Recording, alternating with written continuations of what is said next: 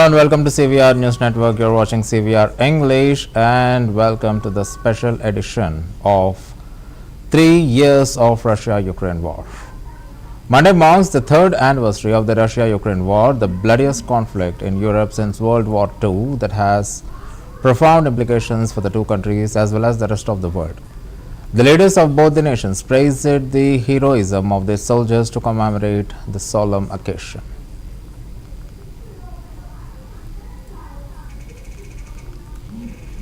The war between Russia and Ukraine, people are being killed, mostly young men, mostly Russian and Ukrainian men, at levels you've never seen before, thousands of people a week. And I've spoken to President Putin, and I think that thing is going to end, but it's got to end.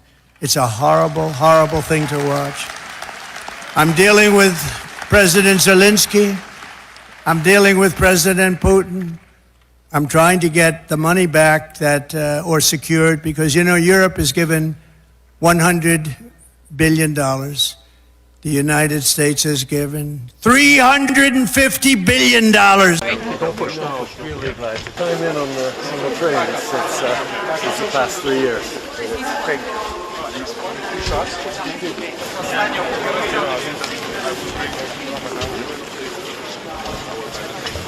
Here. Hello,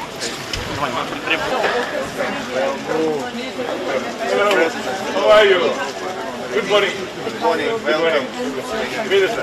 Hello, how are you? Pleasure to see you again.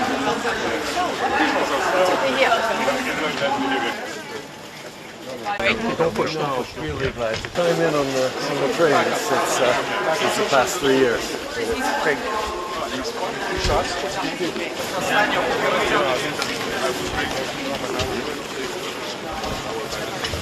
Here. Hello, how are you? Good morning. Good morning. Welcome. Minister. Hello, how are you? Pleasure to see you again.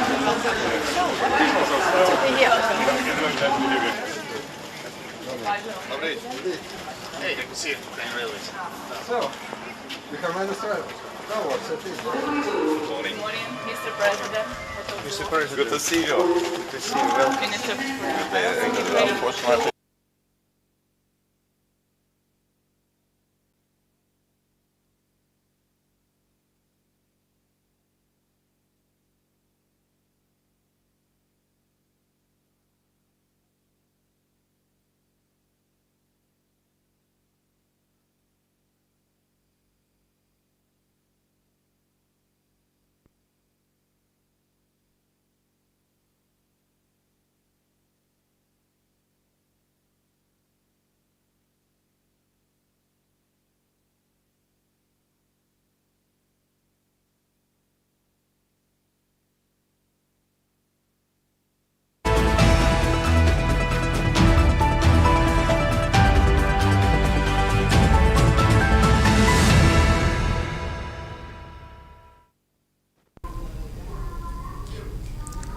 On February 24, 2022, Russia launched a special military operation by invading Ukraine, citing its opposition to Kyiv's plans to join the North Atlantic Treaty Organization NATO.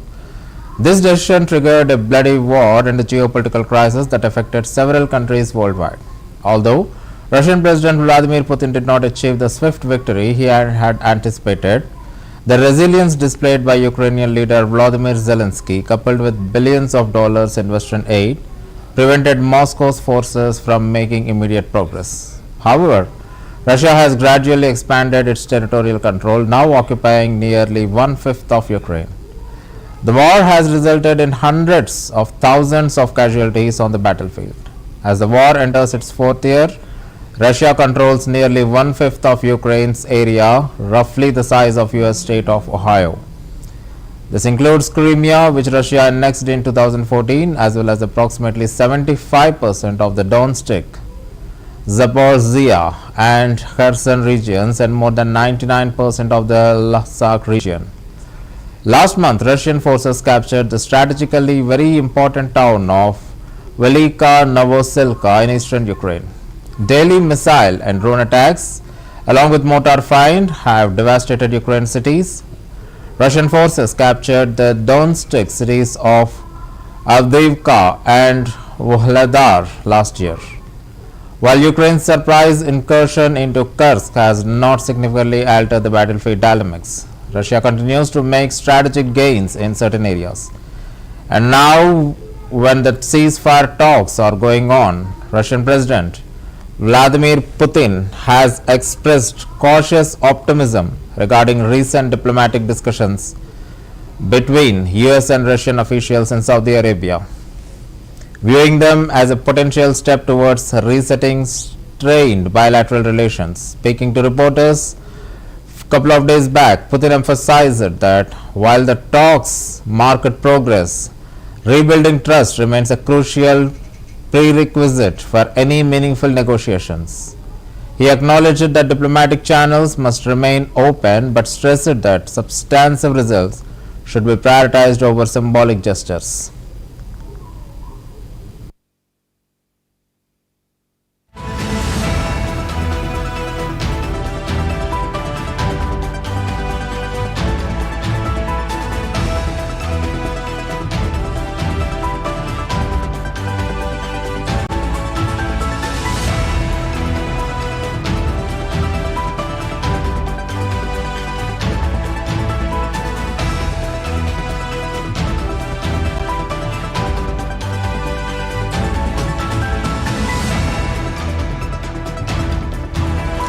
Доброго дня.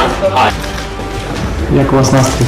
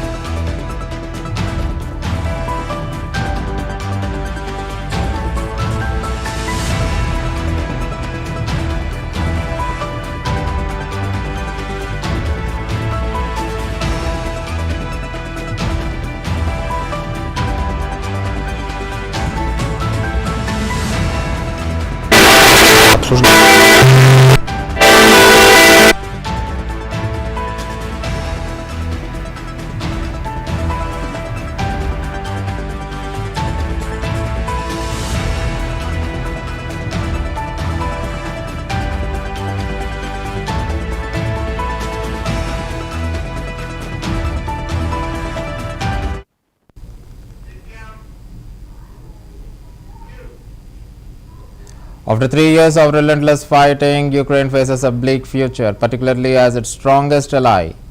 The United States undergoes political changes. Former President Donald Trump return to the power is expected to bring a swift Washington support for Kyiv, and this was expected, but at the end of the time, it has taken a U-turn. Unlike his predecessor Joe Biden, Trump has displayed a more sympathetic stance towards Russia, raising concerns among the Ukraine's European allies and casting uncertainty over ongoing negotiations.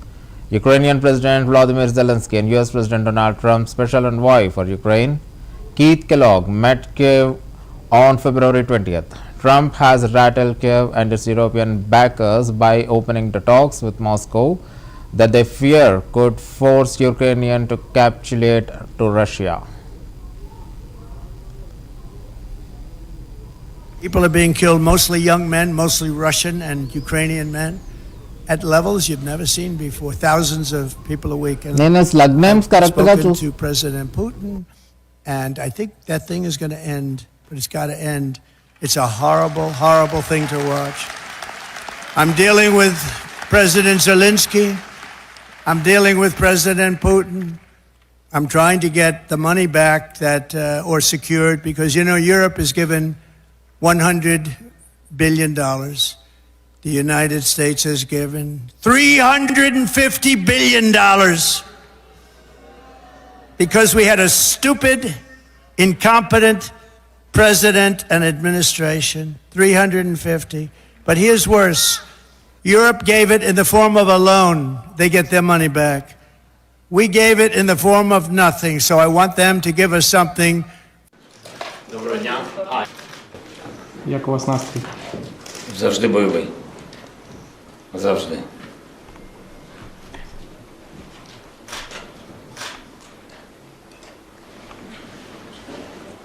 I don't know. Oh, you sir, got a good concert. Good to see you. How are you?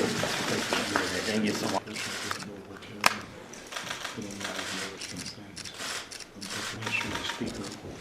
Yeah, well, we can.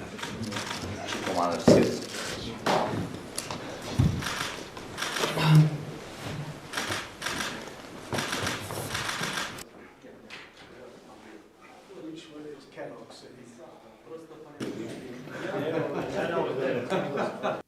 Генерал Келлог, зустріч, яка відновлює надію, нам потрібні сильні угоди з Америкою, угоди, які справді спрацюють. Я доручив працювати швидко і дуже виважено.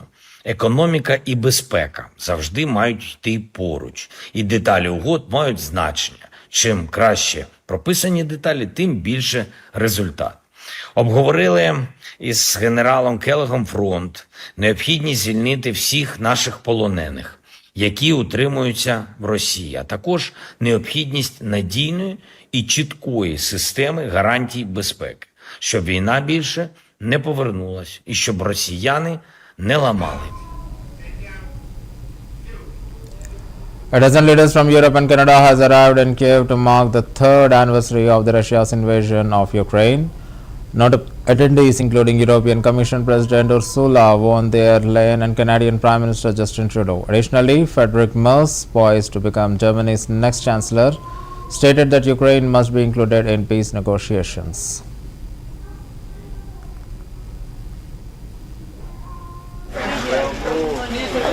Hello, how are you? Good morning. Good morning. Welcome. Minister.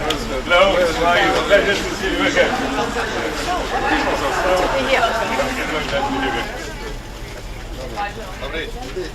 Hey, good to see you. Ukraine Railways. Morning, Mr. President. Mr. President, good to see you. Good to see you. Welcome. Minister, Unfortunately, not very good day.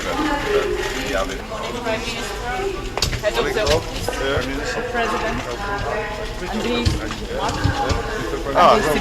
Minister for Foreign Affairs, Prime Minister, Head of the Office, Andriy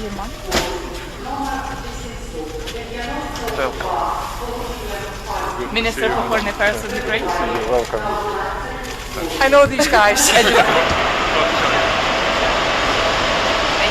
Welcome. Andrei, Head of the Office, Andriy. very good to be here. Despite a brief incursion into Russia's Kursk region, Ukrainian forces have struggled to push back Russian troops from their territory all these years. This remains remarkable considering of the extensive Western sanctions imposed on Russia, which targeted its military and defense supplies. Reports had earlier suggested that Russia was facing difficulties in sourcing ammunition of weapons for its war in Ukraine. However, Moscow managed to circumvent these challenges by forging alliances with key US adversaries like China, North Korea, and Iran. Reports indicate that Putin secured an agreement with North Korean leader Kim Jong-un to supply troops in exchange for advanced technology transfers. Ми не спілкувались при всій повазі, ще раз, при всій повазі до партнерів, але я стійко стою, тому що це правдива ситуація. Абсолютно ми праві. І друга ситуація, якщо чесно, навіть 100 мільярдів я не готовий фіксувати. Поясню чому. Тому що ми не маємо визнавати гранти як борги. Подобається це чи не подобається? Якщо це вимушено, і нам зараз, і ми без цього не можемо, напевно, ми на це повинні йти. Але у мене питання, скажіть логічне, і мені на нього ніхто не може відповісти. Коли Сполучені Штати Америки продають зброю Ізраїлю, Катару, Саудівській Аравії, Об'єднаним Арабським Еміратам, чи вони заробляють 100%? Все нормально, я просто хочу діалогу з президентом Трампом. Мені здається, я справедлив в тому, що я хочу діалогу. Я не підписую. One of the most significant turning points in the war has been shifting U.S. stance. Under Joe Biden's leadership, Washington provided unwavering support to Ukraine, allocating over $119 billion in the military, financial, and humanitarian aid. However, Trump's return to power has introduced uncertainty. The Republican leader has taken more belligerent approach, advocating for diplomacy and economic cooperation with Russia. The stance has unsettled Ukraine and its European allies, prompting European nations to boost their military spending. US officials have also discussed it with Russian counterparts without involving Kiev or European leaders. Tensions escalated when Zelensky publicly criticized it for talks. Following this, Trump labeled Zelensky a dictator without elections and accused Ukraine of provoking the war. Trump further asserted that the US should be reimbursed for the billions of dollars it has provided to Ukraine. In response, Kiev has resisted any notion of military and being treated as a debt and sought security guarantees from Washington to prevent future invasions. The war settled, and I'm going to try and get all that death ended. So we're asking for rare earth and oil, anything we can get. But we feel so stupid. Here's Europe. And you know, it affects Europe. It doesn't really affect us, except we don't like to see two things. Number one, how Biden got us into this thing in the first place. Terrible. But why is it that he didn't ask for equalization? Europe should put up more money than us. But even if you said the same thing, how come we went so far out front? And he didn't know that Europe gets his money back. They did it in the form of a loan. We don't get our money back. The war between Russia and Ukraine, people are being killed, mostly young men, mostly Russian. The ongoing war has severe economic repercussions for both Russia and Ukraine. Inflation has surged to 9.5% in Russia and 12% in Ukraine. Data for the International Monetary Fund indicates that Russia's GDP declined by 1.3% in the first year and the war, but recovered to 3.6% over the next 2 years. Conversely, Ukraine's GDP plumped by 36% in 2022, but rebounded to 5.3% in 2023 and 3% in 24. In an effort to address concerns over the Trump stance, French President Emmanuel Macron and British Prime Minister Keir Starmer plan to visit Washington. They aim to dissuade Trump from hastily negotiating a ceasefire with Putin and to reaffirm their commitment to supporting Ukraine. Crédible face à la Chine, si tu es faible. Le président Trump, elle est inquiétante parce que la Russie a déclenché cette guerre et que la Russie est armée jusqu'aux dents et à nos frontières. Mais j'essaie de gérer cette incertitude pour nous. Et donc en gardant l'unité de tous, des Européens et des alliés, mais en allant aussi essayer de le convaincre qu'en fait, son intérêt est le même que le nôtre, quoi qu'il pense. Et donc ce que je vais faire, c'est je vais lui dire, au fond, tu peux pas être faible face au président Poutine. C'est pas toi, c'est pas ta marque de fabrique. C'est pas ton intérêt. Comment ensuite être crédible face à la Chine si tu es faible face à Poutine? La deuxième chose, je vais lui dire, si tu laisses l'Ukraine prise, la Russie, elle sera inarrêtable pour les Européens, pour tous. Mais elle sera non seulement encore plus forte, elle continue d'investir, mais elle va récupérer l'Ukraine et son armée, qui est une des plus grandes d'Europe, avec tous nos équipements, y compris les équipements américains. Despite facing severe Western sanctions, Russia has managed to source essential components and raw materials for its war efforts through illicit oil, gas, nickel, and platinum sales. Russia has increased its military production, with India continuing to purchase its oil and additional economic support from China. However, signs of economic strain are emerging. Russia's economic minister, Maxim Reshetnikov, acknowledged that sales and orders have declined due to high interest rates and inflation. Already based on the results of November and especially December, we see that growth has stopped being frontal, as he remarked. Создаются дипломатические представительства. Это первое. Второе, мы, на мой взгляд, сделали первый шаг для того, чтобы возобновить работу по самым разным направлениям, которые представляют взаимный интерес. Это и Ближний Восток в широком смысле этого слова, имея в виду и присутствие до сих пор наше в Сирии, палестино-израильское урегулирование, ну и так далее. Там очень много вопросов, в решение которых вовлечены и Соединенные Штаты, и Российская Федерация, несмотря на то, что, конечно, первостепенное значение мы уделяем ситуации, связанной с украинским направлением.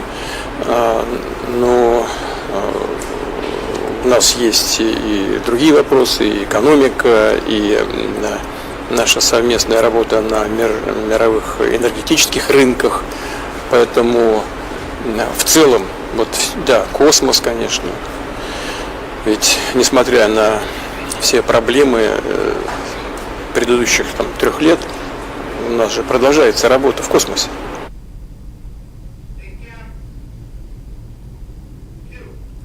Despite the devastation, Ukraine has shown resilience. Its electricity market has strengthened even amid intense Russian attacks on the power stations and transmission infrastructure.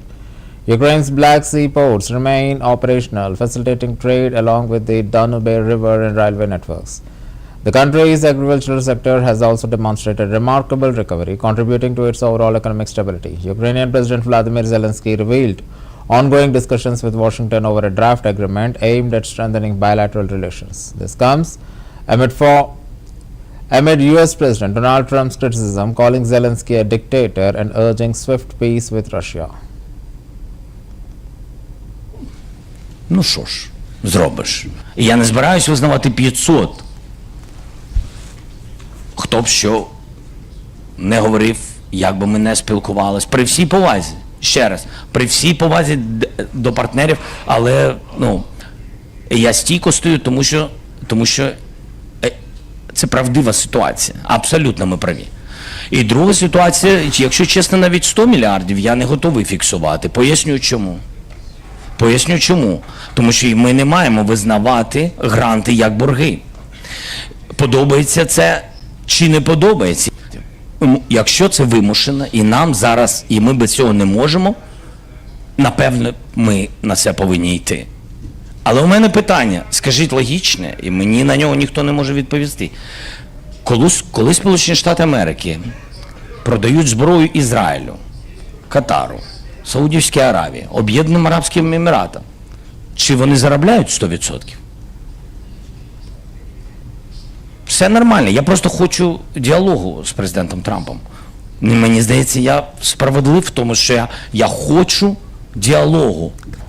Я не підписую те, що будуть виплачувати 10 поколінь Україні. І тому я... As the war enters its 4th year, both Russia and Ukraine remain locked in intense conflict. While diplomatic efforts to end the war continue, the economic and geopolitical reaffirmations of the conflict continue to shape global politics. The future of Ukraine's strategy and security remains uncertain, particularly as political shifts in the United States threaten to alter the dynamics of international support.